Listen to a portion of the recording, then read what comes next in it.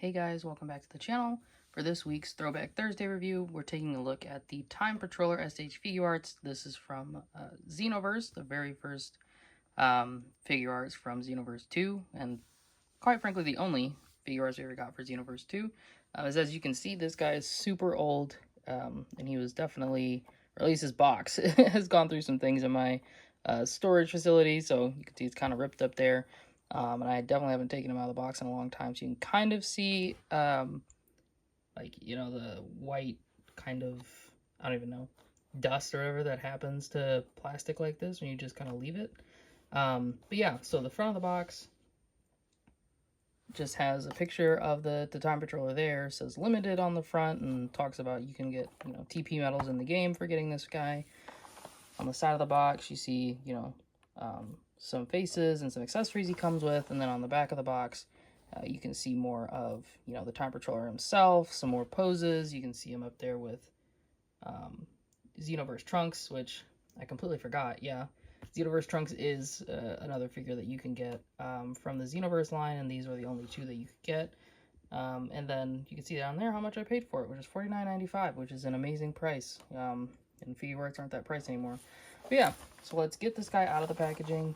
Let me try to get the dust off him a little bit, and then let's take a closer look. And here's the Xenoverse Time Patroller out of his packaging. Cleaned up a little bit from some of the dust he had on him. But yeah, I mean, when this guy came out, I thought this was like a super cool like concept promotionally. I kind of wish they would have made one for all the races and not just Saiyans. So like you could get like a, you know, Namekian, you could get a Frost Demon, you can get a Majin. I thought that would have been super cool, but I think at the time, you know, I think we only had like Piccolo body mold, and we definitely weren't going to have a different Majin Buu body mold, because I don't think Majin Buu had even come out at this time, but feel free to correct me if I'm wrong. But yeah, but I just thought this guy was super cool. He had the 2.0 articulation, so they just used like the bottom of Trunks. He had like the boots there, and he had some shading in the pants. Yeah, the boots were painted cleanly, looked pretty cool, and then you had the treads underneath.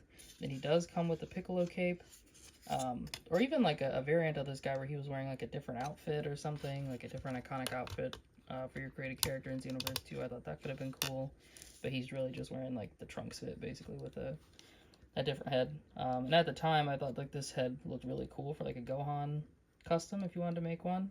Of course, you had to figure out a way to, you know, pull the scouter off. But yeah, have the Capsule Corp logo right there. Then you get on the back, you have the hard plastic cape with just like a little bit of shading on it. But the head sculpt for this guy was really nice. So getting into his articulation.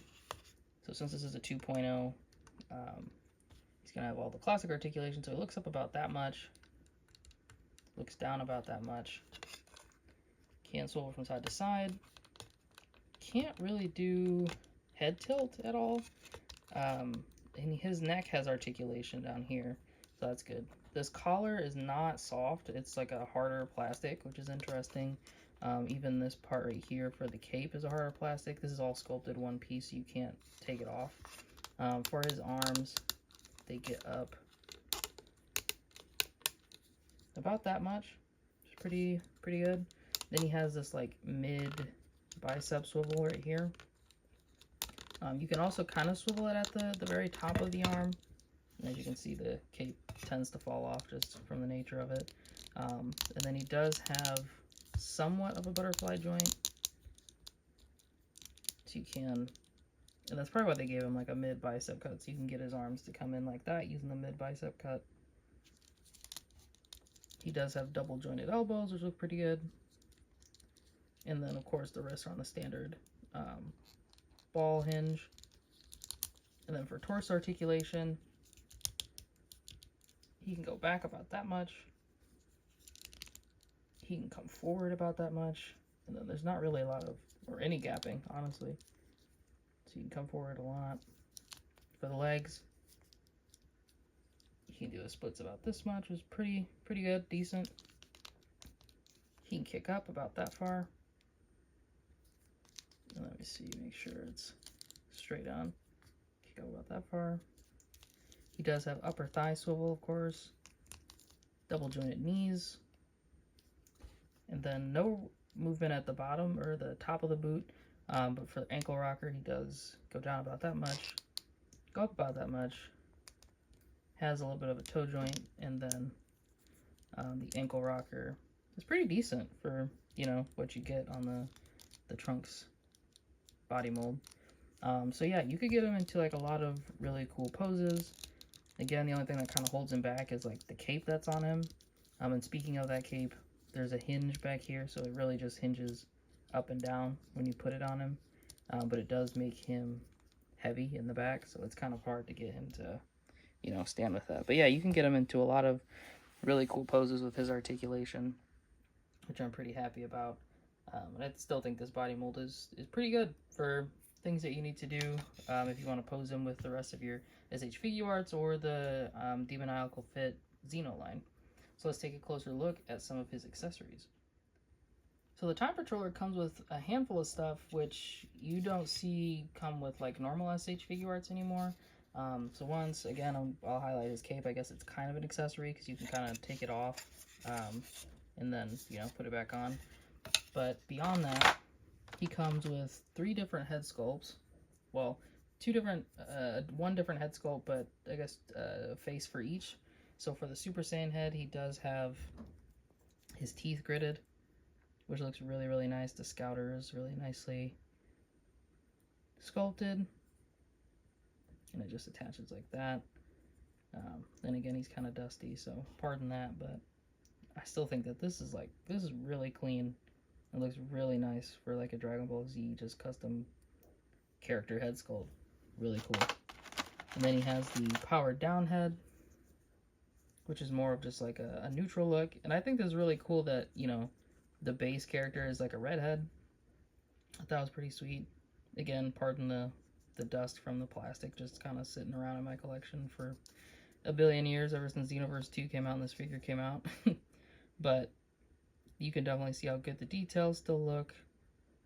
He still has that Scouter on there. Really, really cool. Really nice hair sculpt.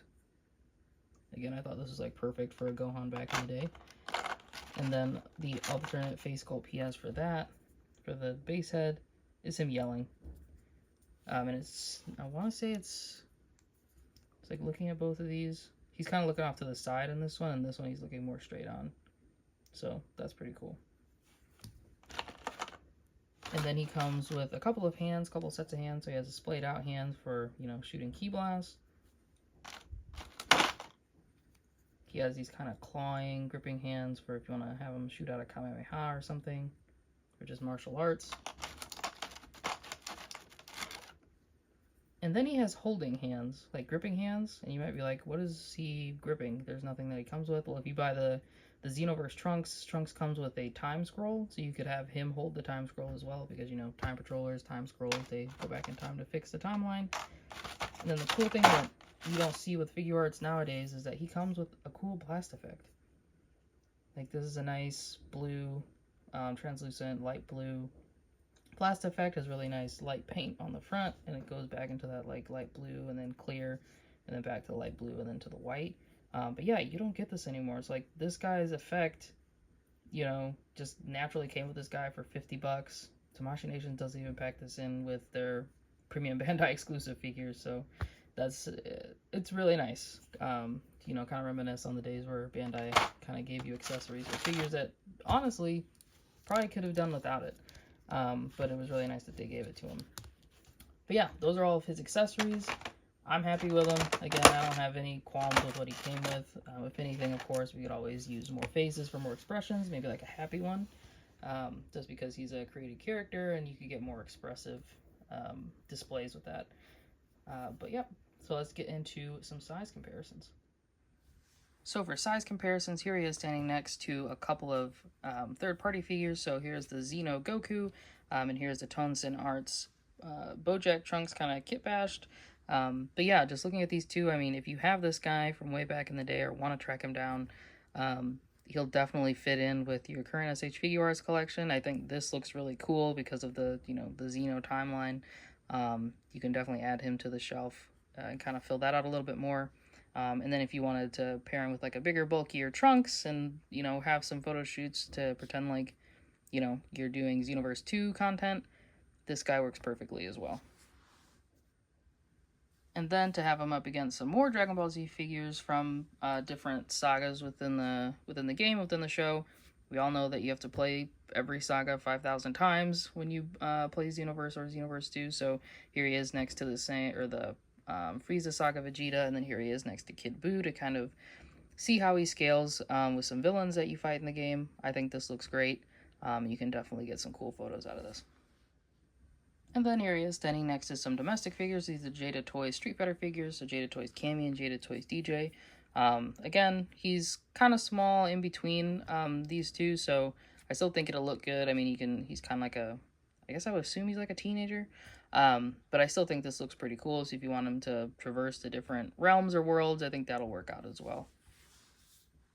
And then last but not least, here he is standing next to some Marvel Legends. So Marvel Legends Animated Spider-Man and Marvel Legends Iron Man here. Again, SH Figuarts, they're small, but he could fit into these displays or pictures as well if you want to do that. Yeah, I mean, I think he looks good. This guy kind of fits in anywhere just because of the nature of the figure. He's a creative character. You can make him basically do anything. So whatever Dragon Ball Z crossover you want, he'll fit in. And for final thoughts, I like this guy. I still think after all these years, he holds up pretty well. And I definitely wouldn't mind if they decided to, I don't know, make more Xenoverse 2 figures or, I don't know. I think that would have been cool instead of giving, or maybe on top of giving someone like that holographic statue in the center of the square for winning whatever tournament there was way back in the day. They could have offered to make that person's create a character like an SH Figuarts and put it out for sale. I think that would have been pretty cool, so you can get more of these created character type Figuarts. Honestly, if they had some like created character Figuarts builder, like that would have been awesome. I don't care if I had to pay like $100 or whatever for it, like that would have been sick. Definitely would have jumped on having that, but yeah, I mean, this guy is really cool. It was a really cool thing they did to promote Xenoverse 2. He still fits in well with even Figuarts that are coming out today. So definitely if you can pick this guy up, if you're interested in just getting this guy, whether it be for his head sculpts, you can customize it, or the blast effect that he comes with, I definitely would recommend it. Don't pay an exorbitant amount for him. I don't think he's super expensive, at least the last time I looked on Mandarake. I don't think he was crazy expensive. But yeah, definitely don't pay like $1 billion for this guy, but if you can get him at a decent price, I definitely think he's worth it, or pick up some of his accessories. So yeah, let me know down in the comments below if you ever got this guy when he came out, if you picked up the Xenoverse Trunks, if you wanted them to continue making Xenoverse type figures. I think that was the only time in the Dragon Ball or SH Figuarts line where we could have possibly gotten like a Xenoverse Bardock with the cool mask, the Timebreaker mask and everything like that. So that was kind of our only chance to get that, and I guess Tamashii Nations maybe just was like, these aren't selling well, so let's just kill the line as it is.